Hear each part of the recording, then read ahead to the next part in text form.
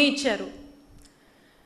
వీళ్ళు అధికారంలోకి వచ్చిన 100 రోజులకే మేము తీసుకొచ్చినటువంటి జీవో నంబర్ 108ని రద్దు చేస్తామన్నారు. మరి మేము ఎప్పుడు ఎక్కడ ఆపలేదు, దాని గురించి అసలు మాట్లాడరేంటి? ఏమైందా హామీ? దాని మీద సమాధానం చెప్పాలి కదా. మీరంటే ఒక మాట మీద ఉండరా? కూటమి ప్రభుత్వం మాట ఇచ్చిందంటే మాట మీద ఉండరా? అవసరం లేదేమో, ఎందుకంటే నష్టపోయేది కానీ ఇబ్బంది పడేది కానీ బాధ అనిపించేది కానీ పేదవాడే కదా అని మీరు అనుకుంటారు. ఎందుకంటే అవుట్రైట్గా మనకు అర్థమవుతా ఉంది.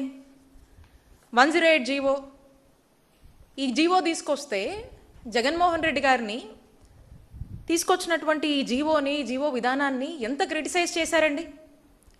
ఎంత క్రిటిసైజ్ చేసి ఎంత బురద జల్లే ప్రయత్నం చేశారు? ఈరోజు దీని గురించి ఎవరు మాట్లాడరు. పదే పదే ఏమంటారు, మీరు సెల్ఫ్ ఫైనాన్స్ సీట్లు తెచ్చారు అందుకే ఇబ్బంది అయింది, అట్లా ఇబ్బంది అయింది, ఇట్లా ఇబ్బంది అయింది అని చెప్పి పేర్లు పెడతా ఉంటారు. మాది అదే, ఈరోజు 100 రోజులు ఎప్పుడో అయిపోయింది, 17వ నెల. ఈ జీవోని రద్దు చేయడం కానీ, ఇది కాదు, ఈ పద్ధతి కాదు, ఇంకో పద్ధతి అని చెప్పి కానీ, ఈ జీవోలో ఎవరైనా సవరణలు తెస్తారని చూసాం, అది కూడా కాదు, ఏమీ లేదు. తీరా చూస్తే పీపీపీ అని చెప్పి, ప్రైవేటైజేషన్ అని చెప్పి, ఇంకెవరికో అప్పచెప్పి ఓ స్కామ్ చేయాలని ఆలోచిస్తూ ఉన్నారు. అదే స్పష్టం అవుతా ఉంది. ఆ రోజున ఎందుకు తీసుకొచ్చాం? సెవరల్ టైమ్స్ చెప్పాం, ఇప్పుడు చెప్తా ఉన్నాము. ఆ కాలేజ్, మెడికల్ కాలేజ్ అవంతట అవి సర్వైవ్ అవ్వాలి, ఎవరి మీద డిపెండ్ అవ్వద్దు, చక్కటి వరల్డ్ క్లాస్ ఫెసిలిటీస్తో ఎడ్యుకేషన్ ఉండాలి, ఇన్ఫ్రాస్ట్రక్చర్ ఉండాలి, పిల్లలకి ఎక్కడ అంతరాయం కలగకూడదు, ఆ విద్యార్థులకు కానీ అక్కడ ఉన్నటువంటి ఫ్యాకల్టీ కానీ ఓవరాల్ ఎక్కడ కూడా ఆ ఫంక్షనింగ్లో డిస్టర్బెన్సే రాకూడదు అని చెప్పేసి ఓ చక్కటి ఆలోచన చేసి అన్నీ క్యాల్కులేట్ చేసి అన్నీ బేరీ చేసుకునే ఈ ఫీ ప్యాటర్న్ మనం తీసుకురావడం జరిగింది. దీని మీద అనేక విమర్శలు కురిపించారు. ఇప్పుడు అది కూడా లేదు. మరి ఇప్పుడు చెప్పండి, ఇప్పుడు ఈ పీపీపీ అని చెప్పి చెప్తా ఉన్నారు. ఈ పీపీపీ మాడ్యూల్లో మీరు ఈరోజు ఫీ ప్యాటర్న్ గురించి చెప్పారు. ఈ ఫీ ప్యాటర్న్ అంటున్నాను నేను, మేము ఖర్చు పెట్టింది ఇంతే అంతే అని చెప్పి దాని గురించి మీరు మాట్లాడుతూ ఉన్నారు. జగన్మోహన్ రెడ్డి గారు దీని మీద చాలా తక్కువ ఖర్చు పెట్టారు, అందువల్లనే వీళ్ళు ఖర్చు పెట్టింది ఇంతే అని చెప్పి మీరు క్రిటిసైజ్ చేస్తూ ఉన్నారు. ఫస్ట్ ఆఫ్ ఆల్ మీరు కనుక చూసినట్టయితే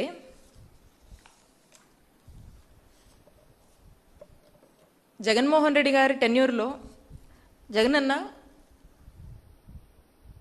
అవసరమైన మేరకు ప్రభుత్వ మెడికల్ కాలేజ్ తీసుకురావాలని అనుకున్నారు.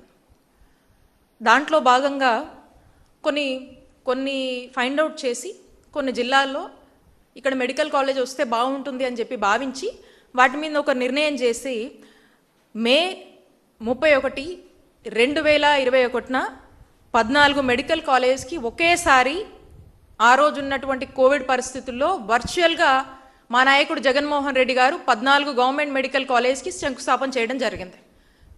మే 2021 కోవిడ్-19 తర్వాత మేము అధికారంలోకి వచ్చిన తర్వాత ఈ పాండమిక్ని ఫేస్ చేస్తూ ఆ పాండమిక్లో ఎక్కడ ఆంధ్రప్రదేశ్ రాష్ట్ర ప్రజలు ఇబ్బంది పడకుండా అవసరమైనటువంటి అన్ని మెజర్స్ గవర్నమెంట్ కన్నా కూడా చెప్పాలంటే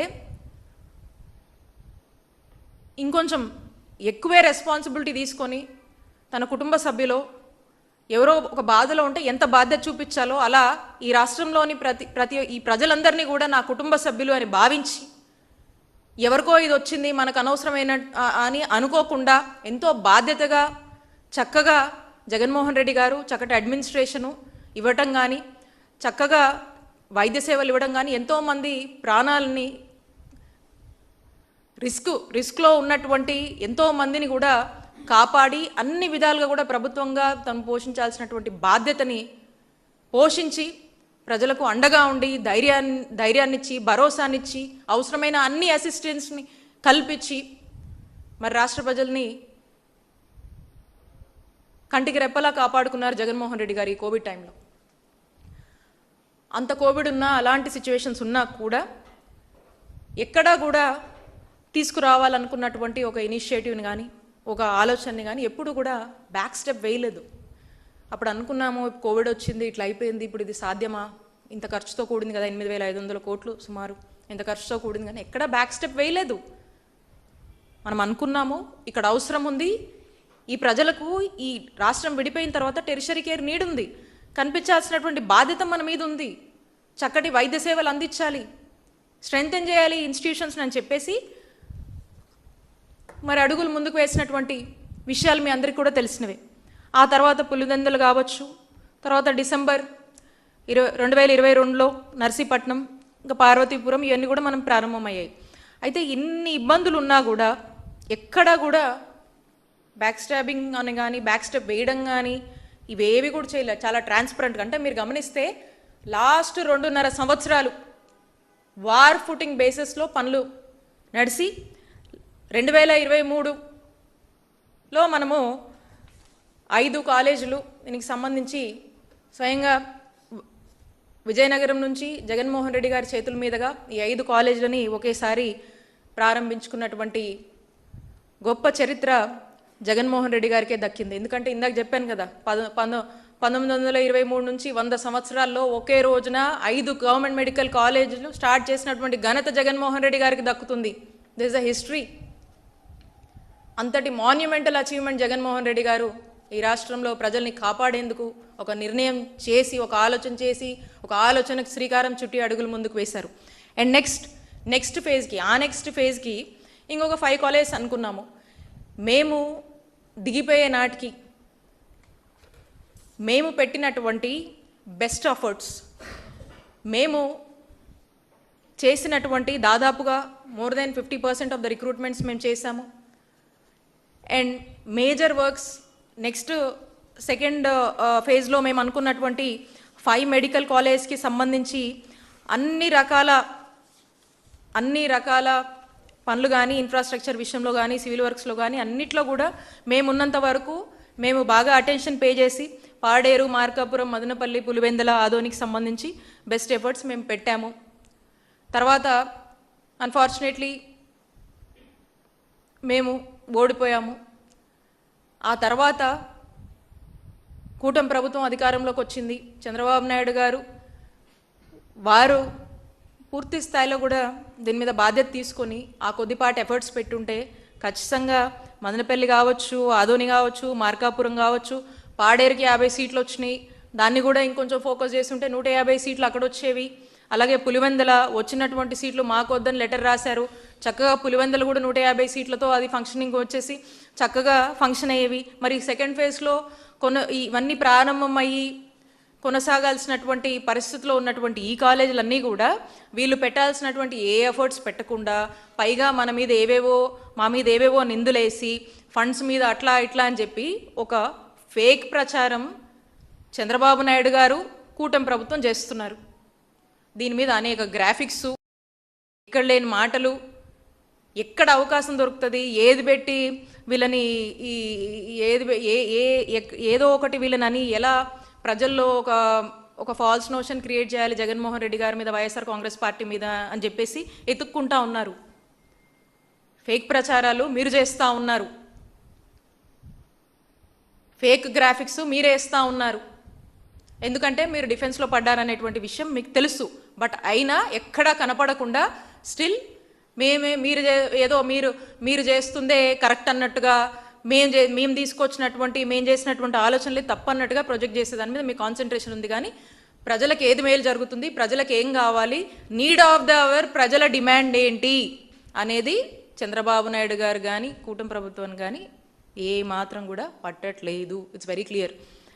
అండ్ తర్వాత థర్డ్ ఫేజ్లో మేము అనుకున్నటువంటి 7 కాలేజెస్, పిడుగురాల, అమలాపురం, బాపట్ల, పెనుగొండ, నర్సీపట్నం, పాలకొల్లు, పార్వతీపురం, వీటి మీద కూడా మీరు ఇదే చెప్తా ఉన్నారు. సో ఇప్పుడు మీరు ఒక 10 కాలేజెస్ పీపీపీ మాడ్యూల్లో మీరు మీకు నచ్చిన వాళ్ళకో ప్రైవేటైజేషన్ అనే పేరుతో వాళ్ళకు అప్పచెప్పాలనేటువంటి ప్రయత్నంలో భాగంగా ఇక మీరు ఏదో ఇక్కడ ఉన్నటువంటి రాష్ట్రంలో ఉన్నటువంటి పేదల్ని, ఇక్కడ ఉన్నటువంటి ప్రజల కళల్ని నాశనం చేసి మీ ప్రైవేటైజేషన్ పేరుతో మరి మీకు నచ్చిన వాళ్ళకి కొత్త బహుమానాలు ఇవ్వడానికో లేకపోతే ఏంటో కానీ ఇంకా ఈ వైద్యం, విద్య అనేది ప్రథమ హక్కుగా ప్రజలకు ఉండేటువంటి ఒక ప్రథమ హక్కుని ఈరోజు మీరు వ్యాపారంగా మార్చడం అనేది స్పష్టమవుతా ఉంది. But if you look at it, ఈ ఫండ్స్ మీద మీరు చెప్తా ఉన్నారు. ఎప్పుడైనా కూడా ఒక ప్రభుత్వము మీకు క్లియర్గా చెప్పాను అంతకుముందు ఏ కాలేజ్కి ఏ ఫండ్స్ టైఅప్ చేశామనేది. మరలా ఒకసారి రిపీట్ చేస్తాను.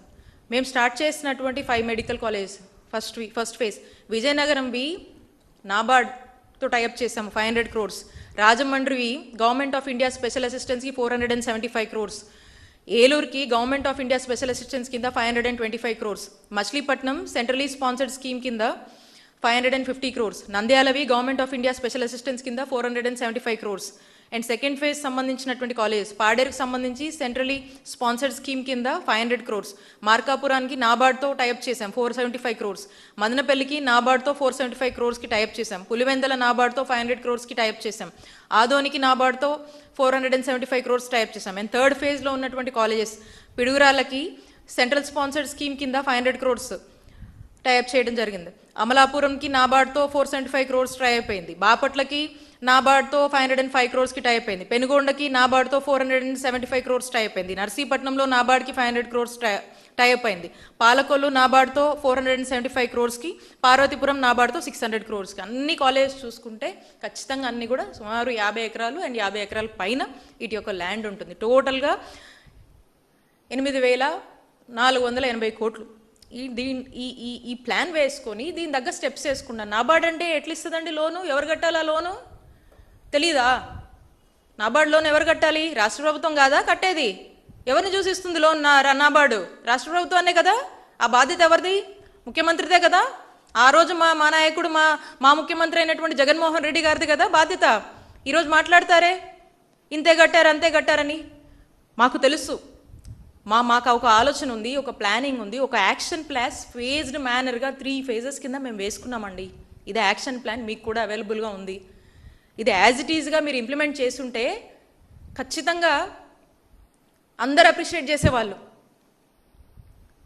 యాక్షన్ ప్లాన్ వేసి దానికి కావాల్సినటువంటి ల్యాండ్స్ సర్టెన్ ఇన్ఫ్రాస్ట్రక్చర్ చేసి పిల్లలకి విద్యార్థులకు కావాల్సినటువంటి సబ్సిడీస్ ఏదైతే చదువుకోవడానికి సబ్సిడీ కావాలో అదే గవర్నమెంట్ దానికి ఒక ప్యాటర్న్ ప్లాన్ చేసి రిక్రూట్మెంట్స్ అయిపోయి కావాల్సినటువంటి ఇన్ఫ్రాస్ట్రక్చర్కి సంబంధించినటువంటి అన్ని ఏర్పాట్లు చేసి అన్నిటికీ అన్ని కూడా ప్లాన్ చేస్తే వాట్ ఈజ్ యువర్ ప్రాబ్లం మాకు అర్థం కాదు. The problem is only one thing. ఒక్కటే మీ ప్రాబ్లం.